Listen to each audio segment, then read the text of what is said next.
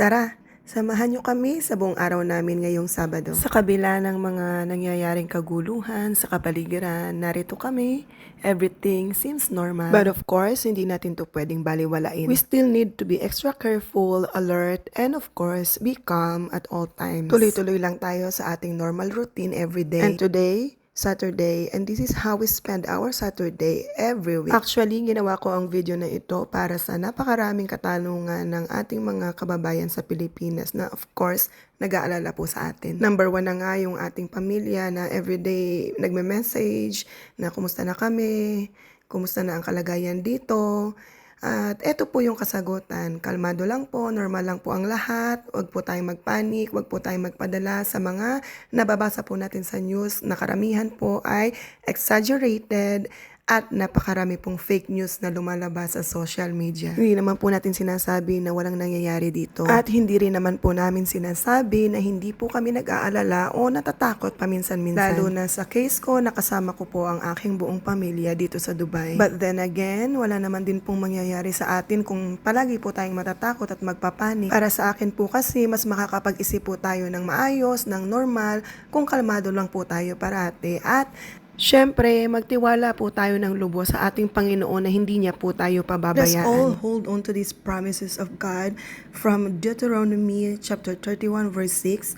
Be strong and courageous. Do not be terrified because of them. For the Lord your God goes with you.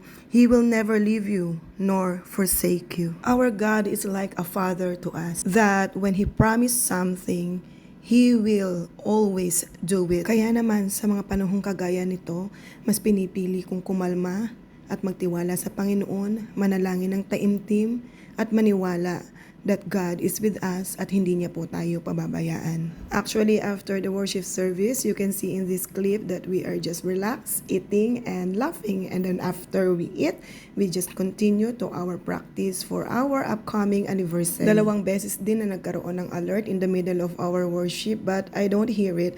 I just saw it and hear it when I review our live streaming. We are just so blessed na nandito kami sa UAE kung saan napaka-protected po ng mga tao.